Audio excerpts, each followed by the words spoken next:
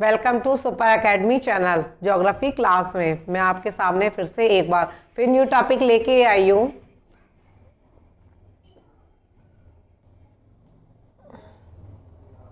देखिए, हम अभी आपके ये 6 भौगोलिक प्रदेश पढ़ लेते। 6 भौगोलिक प्रदेश में हमने हिमालय पढ़ लिया। हिमालय के बाद में उत्तरी मैदान पढ़ रहे हैं, जो नदियों के आधार पर इसको डिवाइड करा गया है 4 भागों में। कितने भागों में डिवाइड करा गया है? इसको 4 पार्टों में इसको डिवाइड किया गया है नदियों के आधार पर। सर सिडनी बुलार्ड ने इसको डिवाइड करा है। फर्स्ट नंबर पे कश्मीर हिमालय में डिवाइड करा है, सेकंड पे कुमाऊं हिमालय में डिवाइड करा है। अब थर्ड नंबर पे हम देखते हैं। अब देखिए, कश्मीर हिमालय, अभी मैंने कश्मीर हिमालय पढ़ा दिया था, फिर कुमाऊं हिमालय पढ़ा दिया। अब कुमाऊं हिमालय की हम विशेषता बताते हैं। कुमाऊं हिमालय सर्दियों में बर्फ से घिरा रहता है। किससे? बर्फ से घिरा रहता है। शंकुधारी वन पाए जाते हैं। कैसे वन पाए जाते हैं? इसमें कुमाऊं हिमालय में शंकुधारी वन पाए जाते हैं, जो 3200 मीटर के ऊपर देवदार वन 1600 मीटर से 3200 मीटर के बीच पाए जाते हैं। जैसे ये बहुत ऊंचे ऊंचे ये वृक्ष होते हैं, ये होते हैं शंकुधारी, ताकि बर्फ गिरे तो क्या हो, वो नीचे आ जाए, पेड़ पे ही इकट्ठी ना रहे। विवर्तनी घाटियां कुल्लू, मनाली, कांगड़ा। ठीक है, विवर्तनी घाटियां कौन कौन से? कुल्लू, मनाली और कांगड़ा, ये 3 घाटियां हैं। भूकंप और भूस्खलन की अधिक संभावना रहती है। कहाँ पे? कौन से हिमालय में सर्वाधिक भूकंप और भूस्खलन की संभावना रहती है? तो वो आपका कुमाऊं हिमालय में रहती है। किसकी? भूस्खलन की सर्वाधिक संभावना रहती है। अब देखिए, थर्ड था नेपाल हिमालय। क्या था? नेपाल हिमालय, जो नदियों के आधार पे विभाजित करा गया है। देखिए, 4 भागों में विभाजित करा है। मैंने 2 आपको करा दिया है। कश्मीर हिमालय करा दिया है, कुमाऊं हिमालय करा दिया है। कश्मीर हिमालय का विस्तार कहाँ से? सिंधु नदी से लेके सतलज नदी तक है, और कुमाऊं हिमालय का सतलज से और काली नदी के बीच में है। अब है आपका नेपाल हिमालय। नेपाल हिमालय लंबाई है इसकी 800 किलोमीटर। क्या है? 800 किलोमीटर इसकी लंबाई है।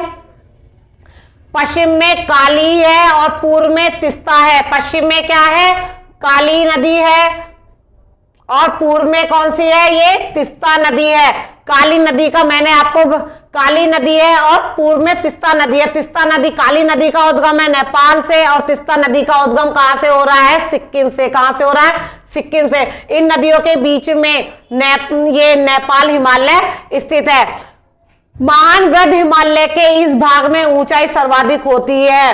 वृद्ध हिमालय के इस भाग में, नेपाल हिमालय में वृद्ध हिमालय के जो भाग आता है, उसमें सर्वाधिक ऊंचाई होती है। ठीक है, प्रमुख चोटियां। अब नेपाल हिमालय की प्रमुख चोटियां कौन कौन सी हैं? देखिए, जब नेपाल हिमालय में ये आपका आ रहा है, तो माउंट एवरेस्ट है, कंचनजंगा है, मकालू है, अन्नपूर्णा है, गोसाईनाथ है, और आपका धौलागिरी है। क्या है?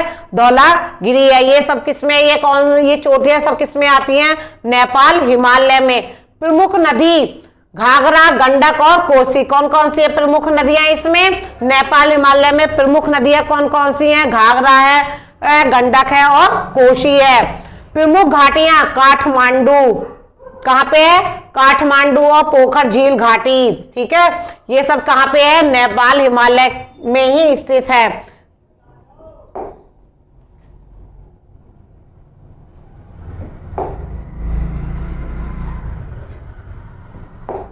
अब इधर देखिए, नदियों के आधार पे जो हमने ये 4 भागों में हिमालय को डिवाइड करा है नदियों के आधार पे। ठीक है, अभी हमने पर्वत श्रेणी के आधार पे भी करा था, अब ये करा है नदियों के आधार पे करा है कश्मीर हिमालय। अब इधर देखिए, एक बार दोबारा से मैं रिपीट कर रही हूँ। कश्मीर हिमालय सिंधु नदी के और सतलज नदी के बीच स्थित है। किसके बीच में स्थित है? सिंधु नदी और सतलज नदी के बीच में स्थित है, जो 560 किलोमीटर तक इसका विस्तार है। कहां तक? 560 किलोमीटर तक का कश्मीर हिमालय का विस्तार है, सिंधु और सतलज नदी के बीच में। फिर सतलज और काली नदी के बीच में कुमाऊं हिमालय का विस्तार है। किसका विस्तार है? कुमाऊं हिमालय का विस्तार है, जो 332 किलोमीटर तक का है। कितना है? 332 किलोमीटर तक का है कुमाऊं हिमालय का विस्तार, जो सबसे कम है। सतलज नदी, काली नदी हो गया। फिर है आपका नेपाल हिमालय, क्या हो गया आपका नेपाल हिमालय। नेपाल हिमालय काली नदी और तीस्ता नदी के बीच इसका विस्तार है। किसके, नेपाल हिमालय का जो विस्तार है वो किस किस के बीच में है, काली नदी के बीच में और तीस्ता नदी के बीच में इसका विस्तार है, जो 800 किलोमीटर है। कितना है, 800 किलोमीटर, जो सर्वाधिक है, सबसे ज्यादा ये नेपाल हिमालय का ही विस्तार है, जिसमें बहुत सारे आपके महत्वपूर्ण चोटियां भी आई हैं। नेपाल हिमालय में ही आपकी माउंट एवरेस्ट है, ठीक है, जो सर्वाधिक ऊंची चोटी है। फिर आता है आपका असम हिमालय, कहां पे आता है, असम हिमालय, जो आपका तीस्ता और ब्रह्मपुत्र नदी के बीच में है। तीस्ता नदी का उद्गम स्थान कहां से है, सिक्किम से है, और ब्रह्मपुत्र नदी का स्थान उद्गम स्थान कहां पे है, तो ब्रह्मपुत्र नदी जो है वो तिब्बत में है इसका उद्गम स्थान, ठीक है, ठीक है। अब इसको ये असम हिमालय का, असम हिमालय जो है वो सर्वाधिक अरुणाचल प्रदेश में फैला हुआ है। सर्वाधिक कहां पे है, ये अरुणाचल प्रदेश में, तो इसे अरुणाचल हिमालय भी कहा जा सकता है, ठीक है, इसे अरुणाचल हिमालय भी कहा जा सकता है। अरुणाचल प्रदेश में ब्रह्मपुत्र नदी को किस नाम से जाना जाता है, तो वहां पे ब्रह्मपुत्र नदी को दिहांग नाम से जाना जाता है, ठीक है। अब ये मैंने आपको चारों बता दिया है, अब ये आपको सभी याद रहने चाहिए, जिसका विस्तार 750 किलोमीटर तक का है। इसका विस्तार कितना है, 750 किलोमीटर तक है। नेपाल हिमालय हो गया, आपको मैंने इसमें बता दिया। देखिए प्रमुख चोटियां ये याद रखिएगा, प्रमुख चोटियां कौन कौन सी है, माउंट एवरेस्ट है, कंचनजंगा है, मकालू, अन्नपूर्णा है, गोसाईनाथ है और धौलागिरी है। कौन कौन सी हैं, ये सारी की सारी कहां पे हैं, ये नेपाल हिमालय में, जो नेपाल में ही है, ठीक है। प्रमुख नदी घाघरा नदी, गंडक नदी और कोसी नदी, ठीक है। प्रमुख नदियां कौन सी हैं, घाघरा नदी है, गंडक नदी है और कोसी नदी है।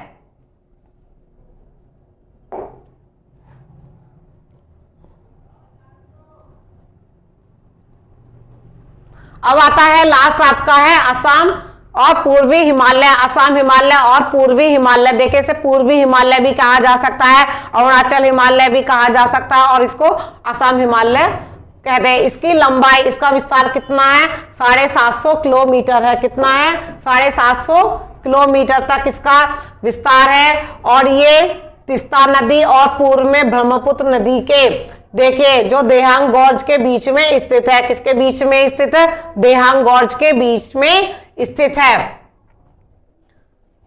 तीस्ता और ब्रह्मपुत्र नदी के बीच में स्थित है। मुख्य रूप से अरुणाचल प्रदेश में, मुख्य रूप से इसका विस्तार कहां पे है, अरुणाचल प्रदेश में है। और कहां पे, भूटान में है। कहां पे, भूटान में स्थित है। अरुणाचल प्रदेश में और भूटान में स्थित है। संकरण अनुदेवरिया घाटी पाई जाती है। कौन सी, संकरण और अनुदेवरिया घाटी पाई जाती है। संकृत अनुदैर्य घाटियां भी पाई जाती हैं। कौन सी पाई जाती है, अनुदैर्य घाटियां भी इसमें पाई जाती हैं। वर्षा, वर्षा कितनी होती है यहाँ पे, वर्षा होती है 200 सेंटीमीटर तक। देखिए कितनी सर्वाधिक वर्षा हो रही है यहाँ पे, ठीक है, 200 सेंटीमीटर तक होती है यहाँ पे। भारी वर्षा के कारण नदी अपर्दन का एक उल्लेखनीय प्रभुत्व दिखाई देती है।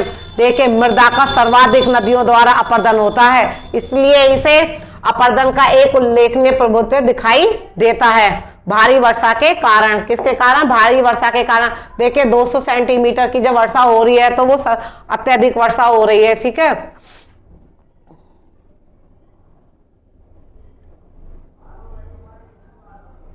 अब इधर देखिए भूस्खलन, भूकंप आम है। क्या क्या है, भूस्खलन। भूस्खलन कैसा होता है, जैसे पर्वत हैं तो वो खिसक जाते हैं अपनी जगह से, उसे भूस्खलन कहते हैं, ठीक है। पर्वतों का कोई छोटे छोटे पार्टों में वो खिसक जाते हैं और नीचे ढलान की ओर गिरते हैं, तो उन्हें भूस्खलन कहते हैं। भूकंप, भूकंप आना यहाँ पे आम है, जिससे चट्टाने टूट जाती हैं। क्या होता है, चट्टाने टूट जाती हैं। जब भूकंप आएगा तो क्या होगा, चट्टाने टूट जाएंगी। जनजातियों का निवास स्थल है। देखिए सबसे ज्यादा जनजातियां कहाँ पे हैं, सबसे ज्यादा जनजातियां असम हिमालय में ही निवास करती हैं। असम हिमालय में ही सर्वाधिक जनजातियों का निवास स्थान है। महत्वपूर्ण चोटियां कौन कौन सी हैं, तो अब आप देखिए असम हिमालय में महत्वपूर्ण चोटियां, नामचा बारवा, कौन सी है? नामचा बारवा, जो 7,756 मीटर तक है। कूला कांगड़ा ये है 7,554 मीटर है। जोमो तेहारी 7,327 मीटर। ये महत्वपूर्ण चोटियां हैं। क्या है? ये महत्वपूर्ण चोटियां हैं किसकी? असम हिमालय की। असम हिमालय की कौन कौन सी है? नामचा बारवा है। देखिए सर्वाधिक महत्वपूर्ण चोटी कौन सी है? नामचा बारवा, जो अरुणाचल प्रदेश में है। कूला कांगड़ा है, जोमो तेहारी है। ठीक है। प्रमुख पर्वत, प्रमुख पर्वत कौन कौन से? अब ये देखिए प्रमुख पर्वत, ये तो चोटियां हो गई ऊंचाई पे। अब ये पर्वत है, आग पर्वत हो गया, डफाल पर्वत हो गया, मेरी पर्वत हो गया, अबोर हो गया। देखिए यहाँ पे आप ना कोमा लगा लीजिएगा। अबोर पर्वत हो गया और मिश्रिमी पर्वत हो गया। ये सारे यहाँ पे फेमस पर्वत है। फेमस का यहाँ की ये पर्वत चोटियां हैं। ठीक है। आग का पर्वत हो गया, डाफला हो गया, मेरी पर्वत हो गया, अबोर पर्वत हो गया और ये मिश्रिमी पर्वत हो गया। नामचा बारवा है ही। पटकोई बूम हो गया, मणिपुर पर्वत हो गया, ब्लू माउंटेन हो गया त्रिपुरा में, और ब्रेल श्रेणी है।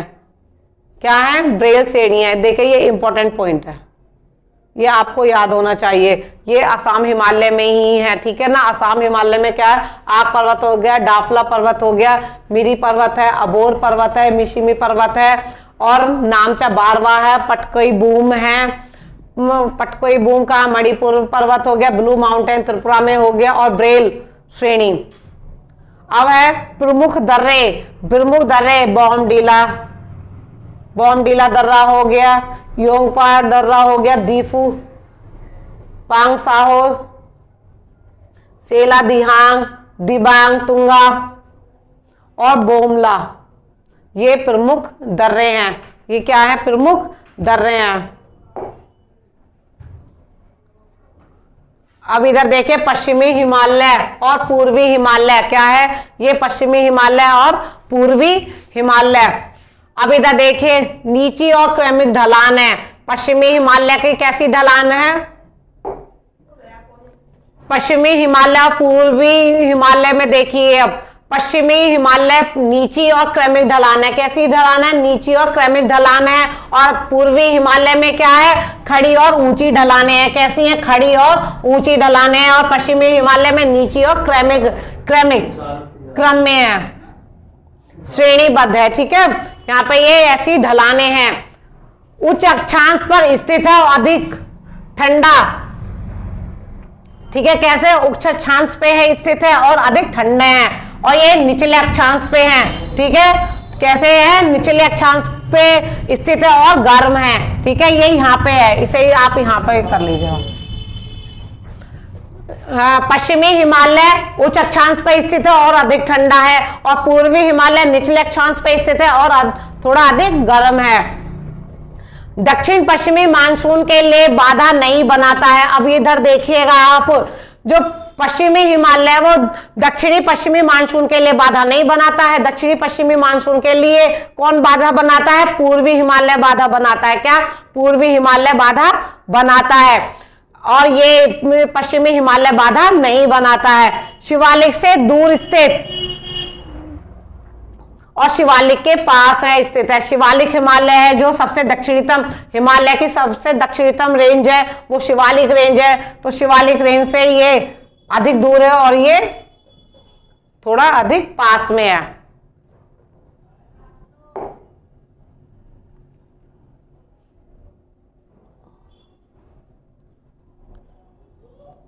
अभी मैंने आपको बताया, देखिए कौन सा ये हिमालय है जो दक्षिणी पश्चिमी मानसून के लिए बाधा बनाता है। एक बार इसको फिर से आप रिपीट कर लीजिएगा। दक्षिणी पश्चिमी मानसून के लिए आपका पश्चिमी हिमालय बाधा नहीं बनाता है। पश्चिमी हिमालय दक्षिणी पश्चिमी मानसून के लिए बाधा नहीं बनाता है। आपको पता है ना, भारत में मानसून जो होते हैं, मानसून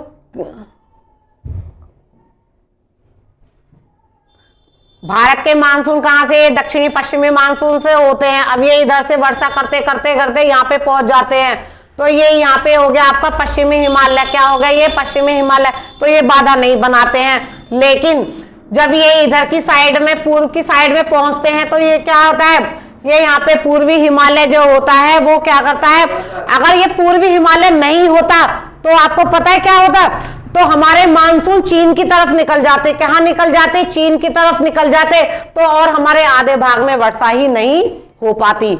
इसीलिए ये पूर्वी हिमालय को पर ये मानसून का बाधक बताया गया है। क्या बताया गया है, बाधक। ये इंपॉर्टेंट पॉइंट है। देखिए अगर आपका ये पूर्वी हिमालय नहीं होता तो क्या होते, जो हमारा ये दक्षिणी पश्चिमी मानसून है जो वर्षा करते हुए चलते हैं, तो क्या होता, ये किधर निकल जाते हैं, ये चीन की तरफ निकल जाते। अब जब चीन की तरफ निकल जाते तो क्या होता कि आधे भाग में वर्षा ही नहीं होती। क्या होती, आधे भाग में यहाँ पे वर्षा ही नहीं होती। जब ये यहाँ पे बाधक के रूप में कार्य करते हैं, क्या करते हैं, बाधक के रूप में कार्य करते हैं, तो दक्षिण पश्चिमी मानसून यहाँ पे वर्षा करते होते, यहाँ पे चले जाते, फिर पूर्व से यहाँ से टकरा के इसे लौटते और जो बंगाल की खाड़ी से आर्द्रता लेके फिर इधर क्या करते हैं, वर्षा करते हुए लौट आते हैं। इसीलिए इसे यह बहुत इंपॉर्टेंट है, ठीक है, दक्षिणी पश्चिमी मानसून के लिए ये बाधक के रूप में है। अगर ये नहीं होता, पर पूर्वी हिमालय नहीं होता तो क्या होता, हमारा जो मानसून है वो किधर चला जाता, भारत को पार करते हुए चाइना की ओर निकल जाता, तो आधे भाग में वर्षा ही नहीं होती। जब जलवायु में कराऊंगी तब मैं इसको आपको और डिटेल से कराऊंगी, ठीक है। अरुणाचल हिमालय, अब देखें अरुणाचल हिमालय ये वही हिमालय है जिसे मैं असम हिमालय अभी तक आपको करा रही थी। पूर्वी हिमालय के पूर्वी सीमा बनाता है, पूर्वी हिमालय की क्या बनाता है, पूर्वी सीमा बनाता है। नामचा बारवा अरुणाचल प्रदेश के पूर्व में स्थित है। नामचा बारवा जो है आप कहाँ पे स्थित है, नामचा बारवा अरुणाचल प्रदेश के पूर्व में स्थित है। अब ये देखिए इस तरीके से रेंसिया नागा पर्वत था और ये नामचा बारवा था अरुणाचल प्रदेश में, तो अरुणाचल प्रदेश के ये पूर्व में स्थित है, इधर जाके स्थित है। कहाँ जाके, ये ईस्ट में। नामचा बारवा कहाँ पे है, ये अरुणाचल प्रदेश के पूर्व में स्थित है। हिमालय पर्वतमाला पश्चिमी कामेंग जिले से, हिमालय पर्वतमाला पश्चिमी कामेंग जिले से भूटान से अरुणाचल प्रदेश में प्रवेश करती है। हिमाचल पर्वतमाला जो है वो पश्चिमी कामेंग जिले से, कहां से, पश्चिमी कामेंग जिले से भूटान से अरुणाचल प्रदेश में प्रवेश करती है। कहां से, यहाँ पे देखिए सिक्किम है, तो यहाँ पे क्या है आपका, ये भूटान है, क्या ये भूटान है, ठीक है। तो आपका ये असम हिमालय यहाँ से भूटान से किस में प्रवेश करती है, आपका अरुणाचल प्रदेश में प्रवेश करती है। कहां से, कामेंग जिले से, कहां से, कामेंग जिले से, कामेंग जिले से भूटान में, भूटान से अरुणाचल प्रदेश में प्रवेश करती है। कौन सा है,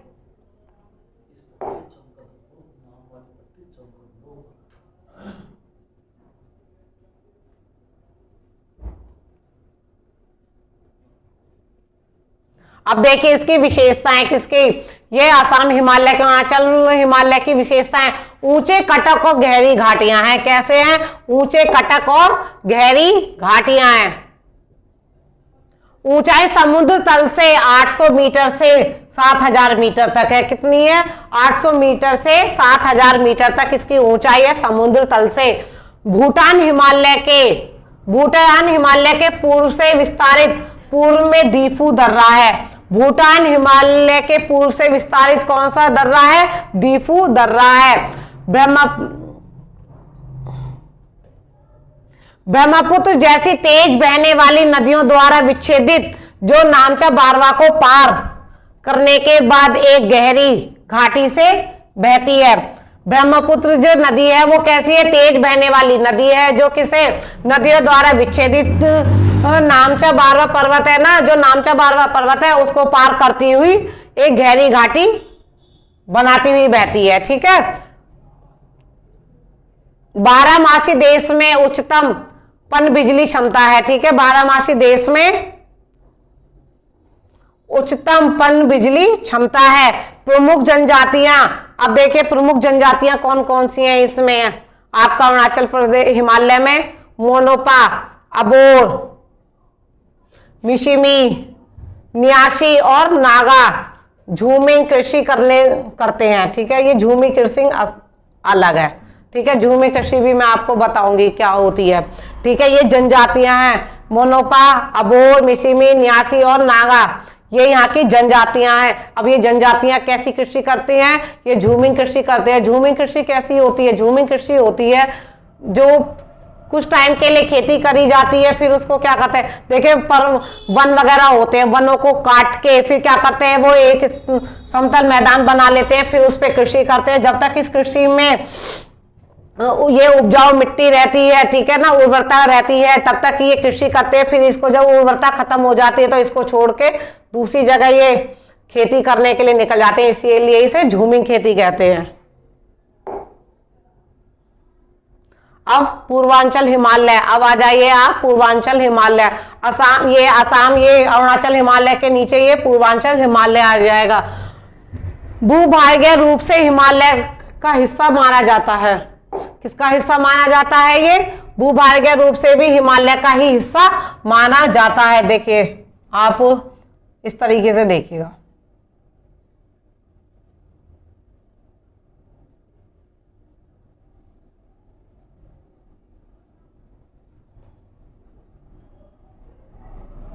देखिए इस तरीके से। अब ये हिमालय है, ये अब मैं आपको ये हिमालय मैंने आपको करा दिया है। ये आ गया आपका अरुणाचल प्रदेश, क्या आ गया? ये अरुणाचल प्रदेश। अब हम पढ़ते हैं पूर्वांचल की, ये सारी पूर्वांचल की श्रेणियां हैं, ये पूर्वांचल रेंज है, ठीक है। अब यहाँ पे मैं आपको ये बता रही हूँ, देखिए ये हिमालय का ही भाग है। किसका भाग है? ये हिमालय का ही भाग है। इसमें संरचनात्मक अंतर और इसीलिए इसे मुख्य हिमालय पर्वत माला से अलग करती हैं। ब्रह्मपुत्र घाटियों के, देखिए अब जब ये हिमालय का भाग था तो आपको पता है कि अरुणाचल प्रदेश से ये क्या है, गहरी घाटी बनाती हुई कौन सी नदी निकलती है? ब्रह्मपुत्र नदी निकलती है। क्या निकलती है? ब्रह्मपुत्र नदी निकलती है, जो इसको इस हिमालय से अलग कर देती है। किससे अलग कर देती है? असम हिमालय से। ये पूर्वांचल हिमालय जो रेंज है, इसको यहाँ पे ब्रह्मपुत्र घाटी जो है वो अलग कर देती है।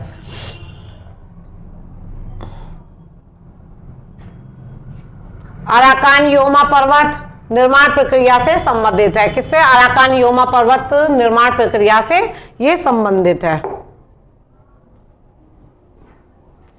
ढीली खंडित तलछटी चट्टाने जैसे शैल, माइस्टोन, बलुआ पत्थर, कार्टेजाइट पाई जाती है। कौन कौन सी चट्टाने पर यह शैलें पाई जाती है? माइस्टोन चट्टाने, बलुआ पत्थर और कार्टेजाइट शैलें यहाँ पे पाई जाती है। हिमालय का सर्वाधिक खंडित भाग है। कैसा भाग है ये?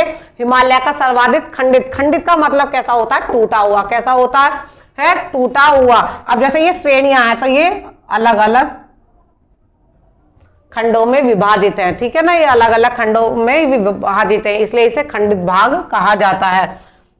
नागभ्रंश रेख भूकंप और भूस्खलन वाला क्षेत्र है। कौन सा है? अब ये आपका इधर देखिए, आपने ये पढ़ा पूर्वांचल श्रेणियां। अब पूर्वांचल श्रेणियां में नागभ्रंश रेखा जो है ये भूकंप और भूस्खलन वाला क्षेत्र है। कैसा है? भूकंप और भूस्खलन वाला क्षेत्र है। वर्षा, वर्षा कितनी होती है यहाँ पे? वर्षा होती है आपकी 150 सेंटीमीटर से 200 सेमी तक होती है। कितनी वर्षा होती है? 150 सेंटीमीटर से 200 सेंटीमीटर तक यहाँ पे वर्षा होती है। घने जंगल पाए जाते हैं। कैसे जंगल पाए जाते हैं? घने जंगल पाए जाते हैं। ऊंचाई उत्तर से दक्षिण की ओर घटती जाती है। कैसे? ऊंचाई उत्तर से दक्षिण की ओर घटती जाती है, ठीक है ना, उत्तर से घटती जाती है। निचली पहाड़ियों में झूम खेती प्रचलित है। अभी देखो मैंने झूम खेती बताई थी आपको, तो वो कहाँ पे? निचली पहाड़ियों में। निचली, ये जैसे ये पहाड़ियां होंगी तो निचली पहाड़ियों में, ये नॉर्थ इधर हो गया, इधर साउथ में हो गया, तो निचली पहाड़ियों में झूमिंग खेती। कैसी खेती? झूमिंग खेती प्रचलित है। ठीक है, आज के लिए इतना ही। अब देखिए मैंने आपको ये भौगोलिक प्रदेश को हमने 6 भागों में विभाजित करा है, तो मैंने आपको दो भाग आपको पढ़ा दिए। कौन कौन से भाग पढ़ा दिए हैं? पर्वतमाला पढ़ा दी है मैंने, पर्वत हिमालय पढ़ा दिया है, ठीक है ना। पर्वतों के आधार पे हिमालय का विभाजन बता दिया है, फिर मैंने नदियों के आधार पे हिमालय का विभाजन बता दिया है।